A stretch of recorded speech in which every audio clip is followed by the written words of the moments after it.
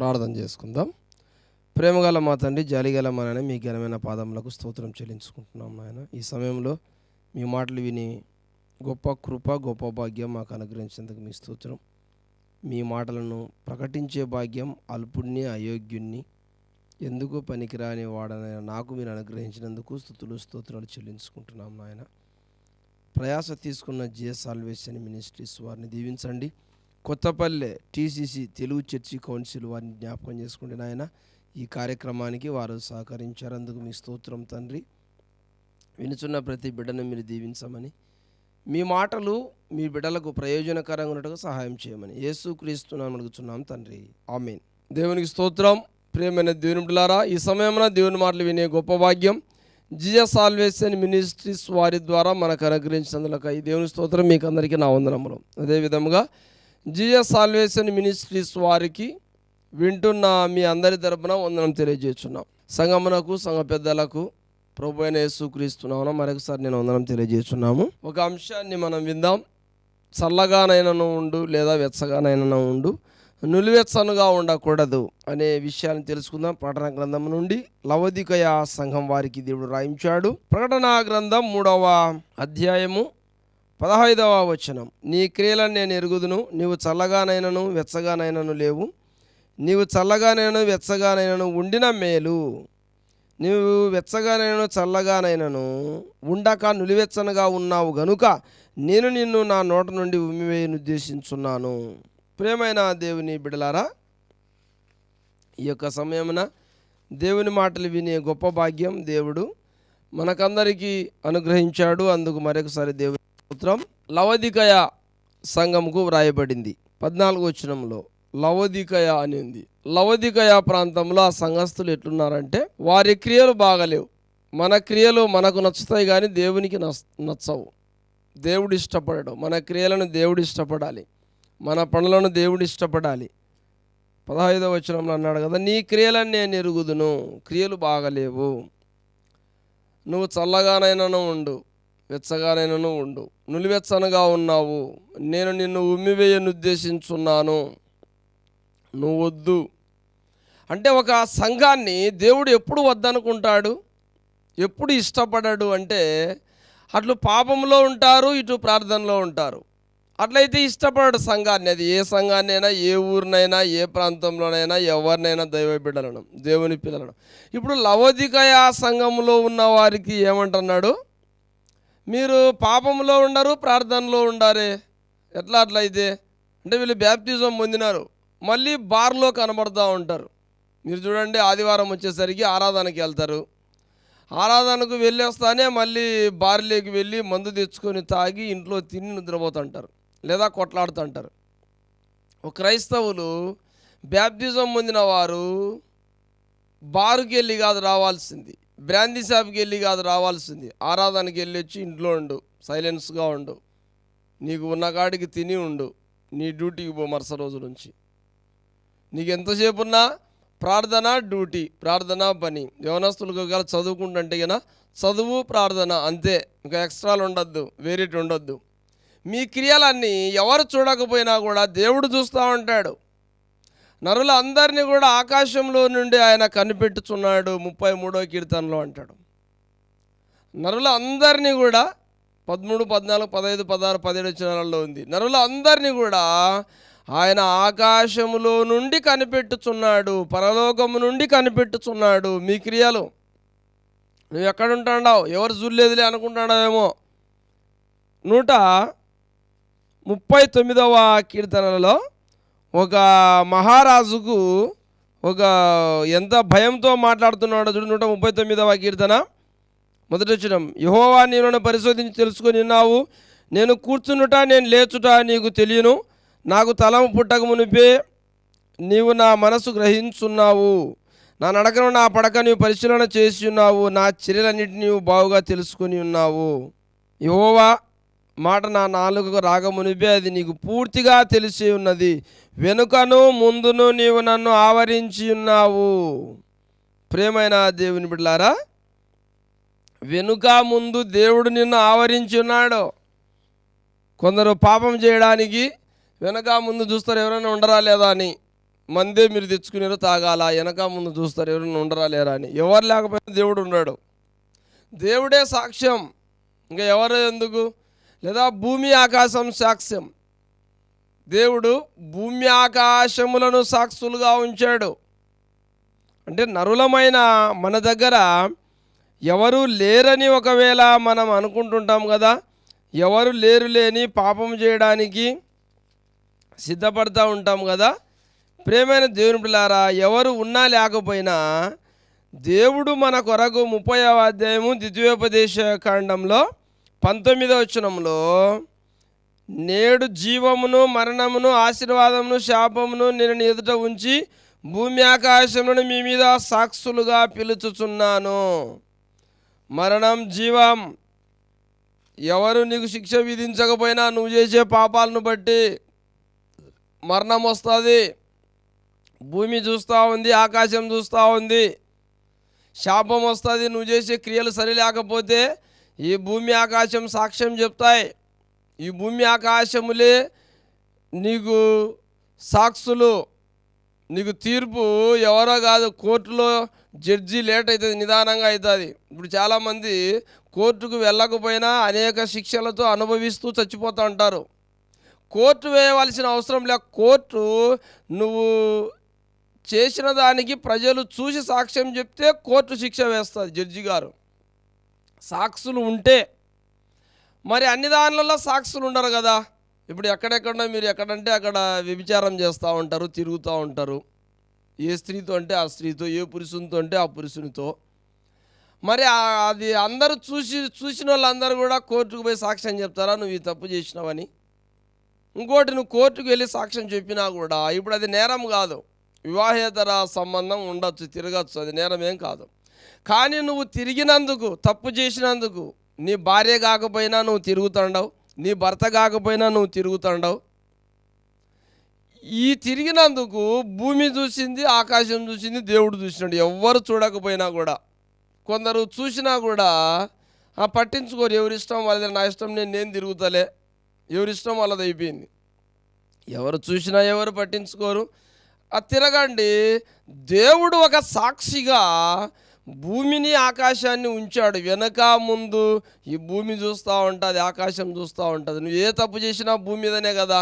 లేదా ఆకాశంలో చేస్తావు అనుకో, పైన ఎవరికి కనబడకుండా. లేదా విమానంలో వెళ్తావు, ఫ్లైట్లో వెళ్తా ఉంటావు, ఫ్లైట్లో కూడా పాపం ఉంటుంది. నువ్వు మందు తాగాలంటే ఫ్లైట్లో తాగొచ్చు. సిగరెట్ తాగుతావా తాగు, మందు తాగుతావా తాగు, టిఫిన్ చేస్తావా తిను, ఏం తింటావో తిను. అక్కడ కూడా పాపం ఉంది. పైన వెళ్ళేటప్పుడు ఫ్లైట్లో, ఇప్పుడు ఇతర దేశాలకు వెళ్ళాలా, నువ్వు వెళ్ళేటప్పుడు నువ్వు తాగుతావో మందు తెచ్చిస్తారు, నువ్వు తాగొచ్చు ఫ్లైట్లో. సిగరెట్ అయినా తాగుతావా తాగు, ఏ పాపమైనా చేయొచ్చు, ఎవరు పట్టించుకోరు. నువ్వు అక్కడ పైన ఆకాశం చూస్తుంది, కింద భూమి చూస్తుంది. అంటే ఈ మన పాపాలు ఎవరు చూడలేదులేని మనం అనుకుంటాం. కానీ నీ నడక, నీ పడక దేవునికి తెలుసు, ఎక్కడ నడుస్తూ ఉండవు. నువ్వు అట్లయితే ప్రార్థనలో ఉండవు, ఇటు పాపంలో ఉండవు. కాబట్టి నులివెచ్చనుగా ఉండవు. నువ్వు చల్లగానైనా ఉండు. చల్లగా ఉండే దేహాన్ని చచ్చిపోయిన దేహం అంటారు. చచ్చిపోయిన లేడు, బాడీ చల్లగా ఉంది అంటారు. ఇట్లా బాడీ మీద చేయి పెడితే లేదా చేయిని పట్టుకున్నా కూడా హీట్గా ఉన్నదనుకోండి, వెచ్చగా బ్రతికి ఉన్నట్టు. చల్లగా లేదనుకో, హీట్గా లేదనుకో, చచ్చిపోయినట్లు. అంటే నువ్వు దేవుని పని చేయకుండా ఉంటే నువ్వు చచ్చిపోయినట్టే. పాపములో ఉంటే మీ అపరాధముల చేతను మీ పాపముల చేతను మీరు చచ్చిన వారై ఉండగా అంటాడు ఎఫెసీయులకు రాసిన పత్రిక 2వ అధ్యాయం. అంటే చల్లగానైనాను అంటే చచ్చిపోతేనే కదా చల్లగా ఉండేది. నువ్వు పాపములో ఉంటే చల్లగా ఉన్నట్టు, నువ్వు పాపములో ఉంటే చల్లగా ఉన్నట్టు. నువ్వు ఇంకా మారుమనసు పొందకుండా, బాప్తిజం పొందకుండా పాపంలోనే ఉన్నావు అనుకో, నువ్వు అట్లయినా ఉండు, చల్లగా ఉన్నట్లే. అది ఎవరికి అభ్యంతరకరం కాదు. ఏమంటే చచ్చిపోతా నరకానికి పోతావు, అది చెడ్డ పేరు. భూమి నీకేం ఉండదు, దేవుని దగ్గర ఒక చెడ్డ పేరు అంటూ ఏముండదు, ఎట్లా నరకానికి వెళ్ళిపోతావు.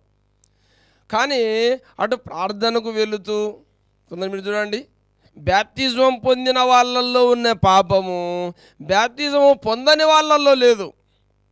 బ్యాప్తిజం పొందని వాళ్ళే మేలు భయపడతారు, కొంచెమన్నా భయం ఉంటుంది ఒళ్ళులో. కానీ బ్యాప్తిజం పొందిన వారు ఎంత ధైర్యంగా పాపాలు చేస్తూ ఉండరో, ఎంత విచ్చలివిడిగా పాపాలు చేస్తూ ఉండారో లవోదికయ సంఘంలో. అప్పుడు లవోదికయ సంఘంలోనే కాదు, 2000 సంవత్సరాల కిందట, ఇప్పుడు మనమున్న సంఘాలలో మన దగ్గర కూడా జరుగుతూ ఉన్నాయి. ఎక్కడ జరగడం లేదు చెప్పండి? ఏ ఊరిలో పాపం లేదు చెప్పు? ఏ సంఘంలో పాపం లేదు చెప్పు? తల్లిదండ్రులకు భయపడే వాళ్ళు ఎవరున్నారు చెప్పు? భర్తకు భయపడే వాళ్ళు ఎవరున్నారు చెప్పు? భార్యకు భయపడే వాళ్ళు ఎవరున్నారు చెప్పు? భక్తిగా భార్యను గౌరవించే వాళ్ళు ఎవరున్నారు? భార్యను గౌరవించేవాడివైతే పరాయి స్త్రీతో తిరుగుతావా? భర్తను గౌరవించే వాళ్ళు ఎంతమంది ఉన్నారు చెప్పు? భర్తనే గౌరవించేదానివైతే బయట నువ్వు తిరుగుతావా? తల్లిదండ్రులను గౌరవించే పిల్లలైతే మీరు అవమానకరమైన విషయాలన్నీ ఇంటికి తెస్తూ ఉంటారా? వారి మాట వినకుండా ఉంటారా? అంటే ఇది నులివెచ్చని జీవితం. ప్రార్థనకు వస్తారు, అటు పాపంలో ఉంటారు. ప్రార్థనకు వచ్చేదే ఆదివారం చూడండి, చర్చి అంతా హౌస్ఫుల్ అవుతుంది, నిండిపోతుంది. ఇక ఆదివారం నుంచి సోమవారం నుండి మళ్ళీ శనివారం వరకు ఎక్కడెక్కడ కనబడుతుంటారు? సినిమా హాళ్ళల్లో, బ్రాందీ షాపులలో, అల్లరితో కూడిన ఆటపాటల్లో, డ్యాన్సుల్లో, లేదా మోసకరమైన ఆటలలో, లేదా ఎవరిని మోసం చేద్దామని, లేదా అబద్ధాలలో ఇలా ఉంటారు. ప్రకటన గ్రంథంలో ఒక మాట అన్నాడు. ప్రకటన గ్రంథంలో మనం గమనించినట్లయితే 21వ అధ్యాయము లేదా 22వ అధ్యాయంలో 15వ వచనము, కుక్కలను, మాంత్రికులను, వ్యభిచారులను, నరహంతకులను, విగ్రహారాధకులను, అబద్ధమును ప్రేమించి జరిగించు ప్రతివాడు వెలుపట నుందురు. కుక్కలు అంటే కుక్కలని కాదు, కుక్క స్వభావం గల వాళ్ళు. కుక్క స్వభావం ఏంటి? అది వాంతికైనా మళ్ళీ తింటుంది, వద్దని ముందు కక్కుతుంది, మళ్ళా తింటుంది. పాపం మనము చెయ్యము అని మారుమనసు పొంది బ్యాప్టిజం పొందింటాం, మళ్ళా పాపం చేస్తాం. అది కుక్కతో సమానం. బ్యాప్టిజం పొంది పాపం చేసే ప్రతి ఒక్కరు కూడా మీరు కుక్కలతో సమానం. గుర్తుపెట్టుకోండి, అది నేనైనా మీరైనా ఎవరైనా ప్రపంచంలో. రెండవదిగా మాంత్రికులు, మంత్రాలు. ప్రార్థనకు వస్తారు, మళ్ళా మంత్రగాళ్ళ దగ్గరికి వెళ్తారు. బాప్టిజం పొందిన వాళ్ళే, ప్రభు బలలో పాలుపంపులు పొందిన వాళ్ళే మళ్ళీ అక్కడ చేయి చూపించాం, ఇక్కడ చేయి చూపించాం, ఆ స్వామి కాడికి పోదాం, మీ స్వామి కాడికి పోదాం, మంత్రగాళ్ళ కాడికి వెళ్తారు, లేదా జ్యోతిష్య దగ్గరికి వెళ్తూ ఉంటారు. అంటే అప్పుడు నీకు దేవుని మీద నమ్మకం లేనట్టు, దేవుని నువ్వు సరిగా నమ్మనట్టు, నువ్వు నులివెచ్చనుగా ఉన్నావు. మూడోది వ్యభిచారులు. మారు మనసు పొంది బ్యాప్టిజం తీసుకున్నావు, పాపంలో ఉండవు. బ్యాప్టిజం పొందనోళ్ళు పరిశుద్ధంగా ఉండరు. కొందరు ఏ స్త్రీతో తిరగకుండా, ఏ పురుషునితో తిరగకుండా బ్యాప్టిజం పొందని వాళ్ళు ఎంతోమంది పరిశుద్ధులుగా ఉంటారు, కానీ పొందిన వాళ్ళు చెడిపోతూ ఉంటారు. నిలువెచ్చని జీవితం. నరహంతకులు అన్నాడు. ఎంతమంది మనుషులను చంపడానికి వెళ్ళడం లేదు? ఈరోజు క్రైస్తవులైన వారు రాజకీయ నాయకుల దగ్గర మనుషులను కొట్టడానికి, తిట్టడానికి, చంపడానికే ఉండరు. ఎమ్మెల్యేల దగ్గర కానీ, ఎంపీల దగ్గర కానీ క్రైస్తవులైన వారే, చర్చికి వెళ్ళే వాళ్ళే నరహంతకులుగా ఉన్నారు. డబ్బిస్తే ఎవరినైనా కొడతారు, ఎవరినైనా తిడతారు. వాళ్ళు మీకు ఏ హాని చేయకపోనిలే, రాజకీయ నాయకుని తరపున మీరు కొట్టడానికి, తిట్టడానికి, చంపడానికి వెళ్తూ ఉంటారు. మీకు మందు మాంసం ఉంటే చాలు, డబ్బు ఉంటే చాలు. అది నిలువెచ్చని జీవితం. అది క్రైస్తవుల్లో ఉండకూడదు. విగ్రహారాధన చూడండి, ఎన్నోది? 1, 2, 3, 4, 5, 6వది విగ్రహారాధన. ప్రకటన గ్రంథం 22:15లో విగ్రహారాధన. ఇప్పుడు కొందరు పనులకు వెళ్తారు, బేల్దారి పనికి కానీ, ఫిల్టర్ పనికి కానీ, ఏ పనులకన్నా కానీ రకరకాలుగా పనులకు వెళ్తారు. ఆ పనులకు వెళ్ళినప్పుడు అక్కడ టెంకాయ కొట్టి పూజించండి అంటే దానికి కూడా మొక్కుతారు. విగ్రహారాధన, రాయికి కూడా మొక్కుతారు. మొక్కమంటే మొక్కుతారు. లేదా నేను బోరు పనికి వెళ్ళేవాడిని, అక్కడ పల్లవోళ్ళు వాళ్ళం అందరం కలిసి వెళ్తాం. అక్కడ టెంకాయ కొట్టినప్పుడు వాళ్ళు మొక్కుతారు. ఈ కూలి పని చేసే క్రైస్తవులం కూడా మొక్కమంటే మొక్కుతారు. ఏం కాసేపు మనకు కూలి రావాలే, మొక్కుతే ఏముందిలే అని మొక్కుతారు. అంటే అప్పుడు నువ్వు నులివెచ్చని జీవితమే కదా, మొక్కుతే ఏముంది, మనకు డబ్బు వస్తుంది, లేదా దక్షిణ పెట్టింటారు ఆడ 100, 500, 1000 ఎంతో. ఆ దక్షిణ కోసం, ఆ 100 రూపాయల కోసం కకృతిపడి ఆ జీవం లేని రాయికి మొక్కుతారు. లేదా అక్కడ ఇనుప సామాన్లు ఉంటాయి, ఆఖరు కానీ ఏదో ఒకటి సామాన్, దానికి మొక్కుతారు రాయికి. అంటే నులివెచ్చని జీవితంలో నువ్వు ఉండవు, నేను ఉమ్మివేయను ఉద్దేశించుచున్నాడు. డబ్బుకు ఆశపడి, తిండికి ఆశపడి, లేదా మనిషి మాట కోసం, మనిషి ఏమన్నా బాధపడతాడేమో అని మొక్కుంటుంటారు. నువ్వు మనిషి బాధపడతాడని మొక్కితే మనిషి కాదు నిన్ను చేసింది, పుట్టించింది దేవుడు, పుట్టించాడు దేవుడు, చేసినాడు ఈ భూమిని ఆకాశం దేవుడు చేసినాడు. తిండి కోసం ఏమన్నా మొక్కుతాడేమో. ఏలియాకు కాకులతో రొట్టె మాంసం వచ్చింది. తిండి కోసం మొక్కడం, డబ్బు కోసం మొక్కడం, అది నులివెచ్చని జీవితం. క్రైస్తవులే మళ్ళా విగ్రహారాధికులు వాళ్ళు చేస్తూ అంటారు, వాళ్ళని మనమేం అనకూడదు, మనకు అవసరము లేదు. మొక్కితే మొక్కని వాళ్ళని ఎవరు ఏమంటారు. కానీ ప్రార్థనకు వస్తూ క్రైస్తవులుగా ఉంటూ క్రైస్తవులం అనిపించుకుంటూ మేము కూడా సంఘస్థులమే అంటూ, మేము కూడా సంఘ పెద్దలమే అంటూ నులివెచ్చని జీవితం ఇది. మళ్ళీ ప్రార్థనకు పోవడం, మళ్ళీ మేం క్రైస్తవులమే, మేం సందా కడతాండం. ఎందుకు నీ సందా? అంటే నువ్వు సందా కడితే పెద్ద గొప్పవాడివా? యేసుక్రీస్తు ప్రాణం ఇచ్చాడు నీ కోసం, నువ్వు సందా కట్టమని చెత్త నీ సందా.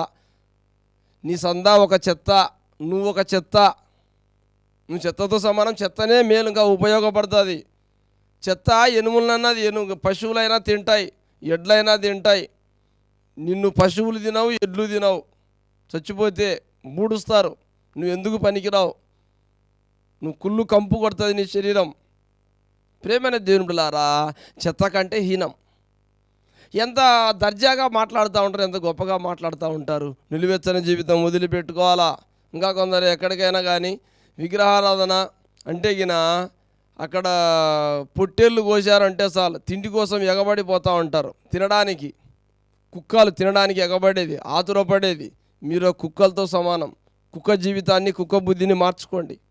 ప్రేమైన దేవుని బిడ్డలారా, ఇక 7వది, అబద్ధమును ప్రేమించి జరిగించు ప్రతివాడు వెలుపట నుందురు. ఎప్పుడు అబద్ధాలే, లేచినప్పటి నుంచి పడుకునేంత వరకు అబద్ధాలే. వీరందరూ కూడా వెలుపట ఉంటారు. నులివెచ్చని జీవితము నీకుంటే గిన నిన్ను వెలుపట వేస్తారు. నులివెచ్చని జీవితం పోగొట్టుకో. నిలువెచ్చని జీవితం, వెచ్చగా ఉండడం అంటే బ్రతికి ఉన్నాడు అని, బ్రతికి ఉన్న వాళ్ళు దేవుని పనిలో ఉంటారు, బ్రతికి ఉన్న వాళ్ళు సహకారంలో ఉంటారు. ఒక మాట ఉంది, ఫిలిప్పీలకు రాసిన పత్రిక 4వ అధ్యాయము 3వ వచనం. అవును, నిజమైన సహకారి ఆ స్త్రీలు క్లెమెంతుతోనూ నా ఇతర సహకారులతోనూ సువార్త పనిలో నాతో కూడా ప్రయాసపడిన వారు గనుక వారికి సహాయం చేయమని నేను వేడుకొనుచున్నాను. ఆ సహకారుల పేర్లు జీవగ్రంథమందు వ్రాయబడి ఉన్నవి. సహకారుల పేర్లు జీవగ్రంథంలో ఉన్నాయి. సహకరించిన వాళ్ళు వెచ్చని వాళ్ళు. వెచ్చగా, ఇప్పుడు బాడీలో నేను వెచ్చగా ఉంటా, మీరు వాక్యం వినేవాళ్ళు మీరు వెచ్చగా ఉంటారు. ప్రాణం ఉంటే వెచ్చగా ఉంటారు.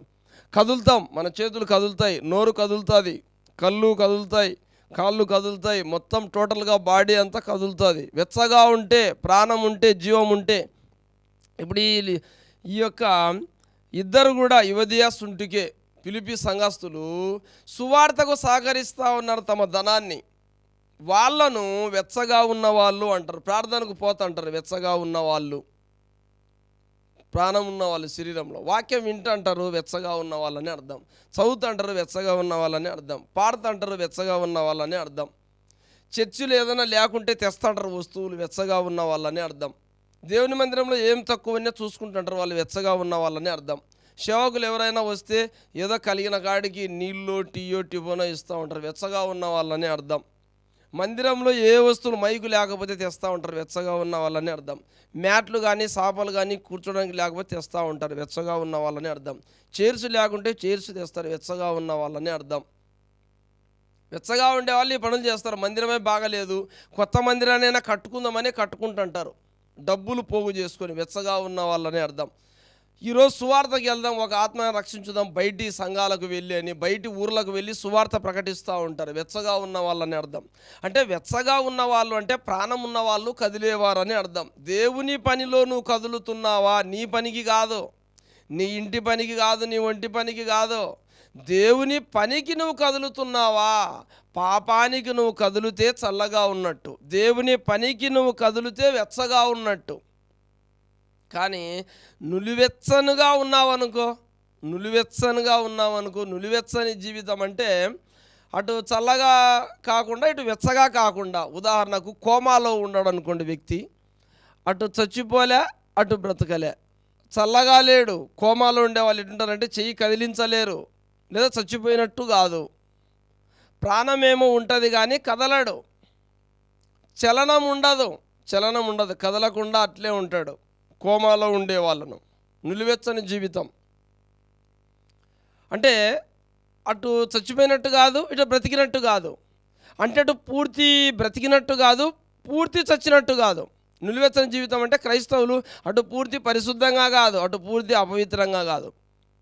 అంటే ప్రార్థనకు పోతాం మళ్ళీ పాపం చేస్తాం, ప్రార్థనకు పోయేదే మళ్ళీ పాపం చేసేదే, అబద్ధాలు ఆడేదే, మోసం చేసేదే, కొట్లాడేదే, అసూయలు పెంచుకునేదే, ద్వేషాలు పెంచుకునేదే, సనుక్కునేదే, గొనుక్కునేదే. దేవుని పని ఏనాడు అభివృద్ధి చెందింది కాదు. నువ్వు బ్రతికి ఉండావంటే నీతో దేవుని అభివృద్ధి చెందాలా, నువ్వు వెచ్చగా ఉన్నట్టు అర్థం. ఇక్కడ యువదియా సుంటుకే వాళ్ళిద్దరు వెచ్చగా ఉన్నారని అర్థం. వాళ్ళతో సేవ జరిగింది, వాళ్ళ ధనాన్ని ఖర్చు చేసినారు. లేదా పౌలు నా పరుగు కడముట్టించి తిని సువార్తలో అనేక సంఘాలను మార్చాడు, అనేక వాక్యాలు చెప్పాడు. నా తల్లి గర్భంలో నేను పడినది మొదలుకొని దేవుడు నన్ను ప్రత్యేకపరుచుకున్నాడు వెచ్చగా ఉండాలని, దేవుని పని చేయాలి అని. గలతీలకు రాసినటువంటి పత్రికలో 1వ అధ్యాయంలో 15వ వచనంలో, అయినను తల్లి గర్భమునందు పడినది మొదలుకొని నన్ను ప్రత్యేకపరిచి తన కృపచేత నన్ను పిలిచిన దేవుడు నేను అన్యజనులలో తన కుమారుని ప్రకటించడానికి నన్ను ఏర్పరచుకున్నాడు. నేను ప్రకటిస్తున్నాను, వెచ్చగా ఉన్నాను, దేవుని పని చేస్తున్నాను. తన కుమారుని ప్రకటించాలి. తల్లి గర్భంలో నన్ను దేవుడు పుట్టించింది అందుకే, నన్ను ప్రేమించింది అందుకే, నన్ను కాపాడుకున్నది అందుకే, నన్ను బ్రతికించింది అందుకే. మరి నిన్ను బ్రతికించింది ఎందుకు? నులివెచ్చనిగా ఉండమనా, వెచ్చగా ఉండమనా? వెచ్చగా ఉండే వారి జీవితాలన్నీ కూడా ఎంత గొప్పగా బైబిల్లో ఒక చరిత్ర ఉంది చూడండి. వెచ్చగా ఉండే వాళ్ళందరూ కూడా దేవుని కొరకు పని చేస్తూ వచ్చినారు, దేవుని కొరకు ప్రయాసపడతా వచ్చినారు. సంఘస్థులైతే తమ ధనాన్ని పోగు చేస్తూ ఖర్చు చేస్తూ దేవుని పని జరిగిస్తూ వచ్చినారు. సువార్థికులైతే అనేక పట్టణాలకు అనేక ప్రాంతాలకు వెళ్తూ జరిగిస్తూ వచ్చినారు. ఈ రాత్రికాల సమయమున నువ్వు మనుషులకు ఏమైనా భయపడి నులివెచ్చనుగా ఉన్నావా? విగ్రహారాధనప్పుడు విగ్రహానికి మొక్కడానికి మనుషులు ఉంటే గిన మనుషులను బట్టి కొందరు మొక్కుతారు, పెద్ద ఆయన ఉన్నాడు అని. ఉదాహరణకు మీరు ఒక యజమాని దగ్గర పని చేస్తూ ఉండరు, యజమాని ఏమన్నా అనుకుంటాడేమని యజమాని ముందు వాళ్ళతో పాటు మీరు మొక్కుతారు. లేదా ఒక రాజకీయ నాయకుని దగ్గర ఉండడు, ఆయన విగ్రహారాధికుడు, మీరు క్రైస్తవులు, ఆయన మొక్కినాడు అనుకో మీరు మొక్కుతారు. కానీ బైబిల్లో శద్రకు మేషకు అబేద్నెగో ఉన్నారు, దానియేలు, వాళ్ళు మొక్కలే. అగ్నిగుండంలో అయినా నువ్వు వేయి, వాళ్ళు ఒక యజమాని కింద ఉండరు. ప్రపంచాన్ని పరిపాలించే రాజు దగ్గర ఉండరు వాళ్ళు. ప్రపంచాన్ని పరిపాలించే రాజు దగ్గర ఉన్నా కూడా రాజుకే ఎదురు జవాబు చెప్తారు, రాజునే ఎదిరించుతారు. మేము మొక్కము అంతే అని. అదే నువ్వు చెప్పగలవా? నువ్వు చిన్న ప్రెసిడెంట్కి భయపడతావు, చిన్న ఎమ్మెల్యేకి భయపడతావు, చిన్న ఎంపీకి భయపడతావు, చిన్న ముఖ్యమంత్రికి భయపడతావు, చిన్న ప్రధానమంత్రికి భయపడతావు. ప్రపంచాన్ని పరిపాలించే రాజు దగ్గర అంటే నువ్వు మొక్కమంటే ఎందుకు మొక్కవు?